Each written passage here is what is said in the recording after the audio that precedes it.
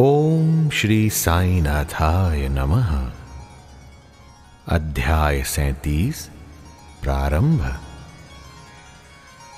इस अध्याय में हम कुछ वैदांतिक विषयों पर प्रारंभिक दृष्टि से समालोचना कर चावड़ी के भव्य समारोह का वर्णन करेंगे। अर्थात इस अध्याय में हम चावड़ी समारोह का श्रवण करेंगे। चावड़ी जाने के लिए जब चलते थे श्रीनाथ, नाचते गाते खुशी मनाते चले भक्त श्री साथ। प्रारंभ। धन्य हैं श्री साईं, जिनका जैसा जीवन था वैसा ही अवर्णनीय लीला विलास और अद्भुत क्रियाओं से पूर्ण नित्य के कार्यक्रम भी। कभी तो वे समस्त सांसारिक कार्यों से अलिप्त रहकर कर्मकांडी से प्रतीत होते और कभी ब्रह्मानंद और आत्मज्ञान में निमग्न रहा करते थे। कभी वे अनेक कार्य करते हुए भी उनसे असंबद्ध रहते थे। यद्यपि कभी कभी वे पूर्ण निष्क्रिय प्रतीत होते, तथापि वे आलसी नहीं थे। प्रशांत महासागर की तरह सदैव जागरूक रहकर भी वे गंभीर, प्रशांत और स्थिर दिखाई देते थे। उनकी प्रकृति का वर्णन तो सामर्थ्य से परे है। ये तो सर्वविदित है कि वे बाल ब्रह्मचारी थे। वे सदैव पुरुषों को भ्राता तथा स्त्रियों को माता या बहन सदृश ही समझा करते थे। उनकी संगति द्वारा हमें जिस अनुपम ज्ञान की उपलब्धि हुई है, उसकी विस्मृति मृत्यु पर्यंत न होने पाए, ऐसी उनके श्री चरणों में हमारी विनम्र प्रार्थना है। हम समस्त भूतों में ईश्वर का ही दर्शन करें और नाम स्मरण की रसानुभूति करते हुए हम उनके मोह विनाशक चरणों की अनन्य भाव से सेवा करते रहें, यही हमारी आकांक्षा है। हेमाड़ पंत ने अपने दृष्टिकोण द्वारा आवश्यकता अनुसार वेदांत का विवरण देकर चावड़ी के समारोह का वर्णन निम्न प्रकार किया है। आइए अब देखते हैं चावड़ी का समारोह। बाबा के शयनागार का वर्णन पहले ही हो चुका है। वे एक दिन मस्जिद में और दूसरे दिन चावड़ी में विश्राम किया करते थे और यह कार्यक्रम उनकी महासमाधि पर्यंत चालू रहा। भक्तों ने चावड़ी में नियमित रूप से उनका पूजन अर्चन 10 दिसंबर सन 1909 से आरंभ कर दिया था। अब उनके चरणाम्बुजों का ध्यान कर हम चावड़ी के समारोह का वर्णन करेंगे। इतना मनमोहक दृश्य था कि देखने वाले ठिठक ठिठक कर रह जाते थे और अपने सुध बुध भूल यही आकांक्षा करते थे कि यह दृश्य कभी हमारी आंखों से ओझल न हो। जब चावड़ी में विश्राम करने की उनकी नियमित रात्रि आती तो उस रात्रि को भक्तों का अपार जन समुदाय मस्जिद के सभा मंडप में एकत्रित होकर घंटों तक भजन किया करता था। उस मंडप के एक ओर सुसज्जित रथ रखा रहता था और दूसरी ओर तुलसी वृंदावन था। सारे रसिक जन सभा मंडप में ताल, चिपलीस, करताल, मृदंग, खंजरी और ढोल आदि नाना प्रकार के वाद्य लेकर भजन आरंभ कर देते थे।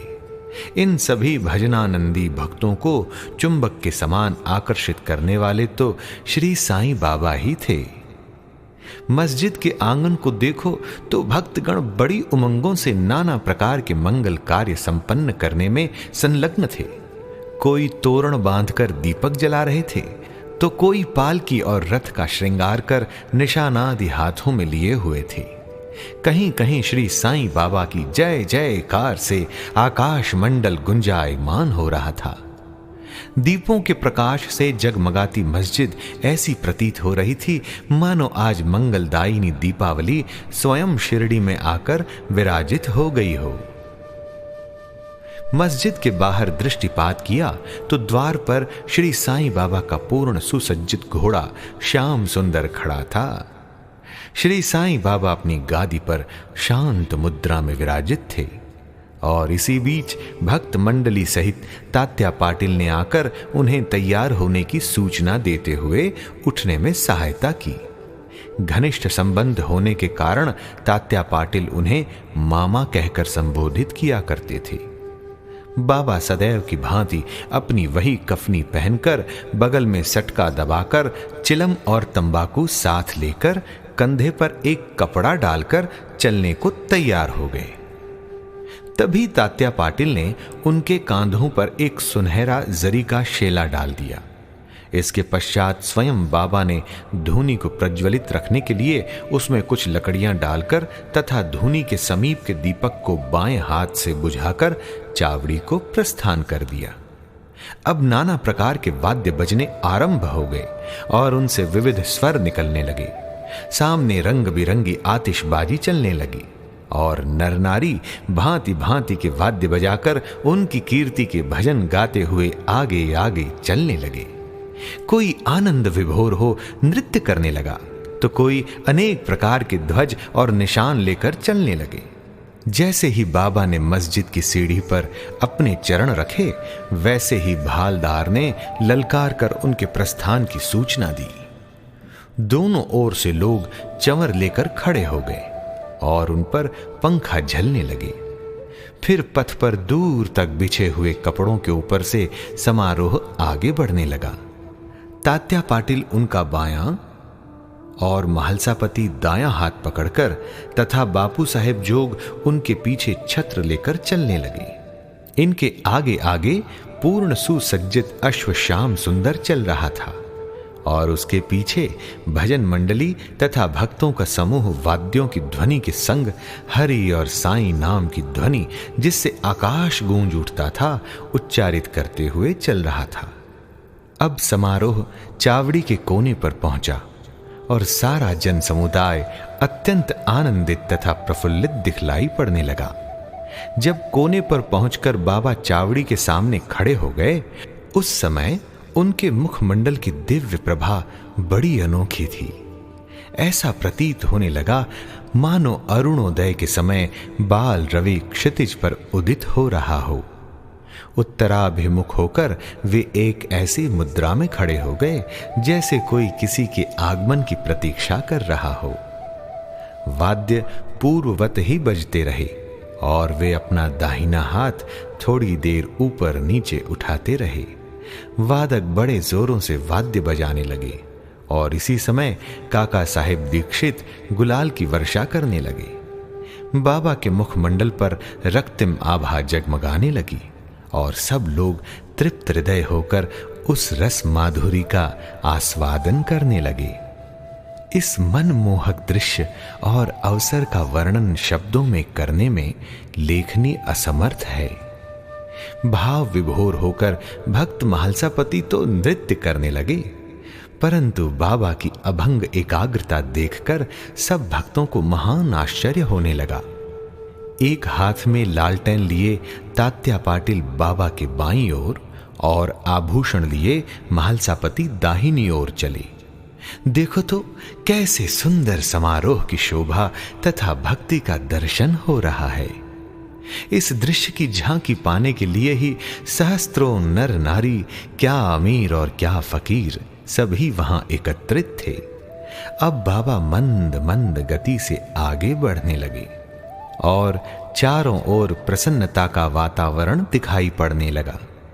संपूर्ण वायुमंडल भी खुशी से झूम उठा और इस प्रकार समारोह चावड़ी पहुंचा। अब वैसा दृश्य भविष्य में कोई न देख सकेगा। अब तो केवल उसकी याद करके आंखों के सम्मुख उस मनोरम अतीत की कल्पना से ही अपने हृदय की प्यास शांत करनी पड़ेगी। चावड़ी की सजावट भी अति उत्तम प्रकार से की गई थी। उत्तम चांदनी, शीशे और भांति भांति के हांडी लालटेन लगे हुए थे। चावड़ी पहुंचने पर तात्या पाटिल आगे बढ़े और आसन बिछाकर तकिए के सहारे उन्होंने बाबा को बैठाया। फिर उनको एक बढ़िया अंगरखा पहनाया और भक्तों ने नाना प्रकार से उनकी पूजा की। उन्हें स्वर्ण मुकुट धारण कराया तथा फूलों और जवाहरों की माला उनके गले में पहनाई। फिर ललाट पर कस्तूरी का वैष्णवी तिलक तथा मध्य में बिंदी लगाकर दीर्घ काल तक उनकी ओर अपलक निहारते रहे। उनके सिर का कपड़ा बदल दिया गया और उसे ऊपर ही उठाए रहे, क्योंकि सभी शंकित थे कि कहीं वे उसे फेंक न दे। परंतु बाबा तो अंतर्यामी थे, उन्होंने भक्तों को उनकी इच्छानुसार ही पूजन करने दिया। इन आभूषणों से सुसज्जित होने के उपरांत तो उनकी शोभा अवर्णनीय थी। नाना साहेब निमोणकर ने एक सुंदर वृत्ताकार छत्र लगाया, जिसके केंद्र में एक छड़ी लगी हुई थी।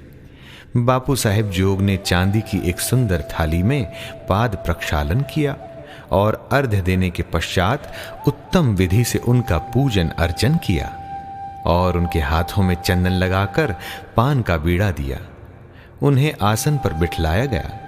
फिर तात्या पाटिल तथा अन्य सब भक्तगण उनके श्री चरणों पर अपने अपने शीश झुकाकर प्रणाम करने लगे।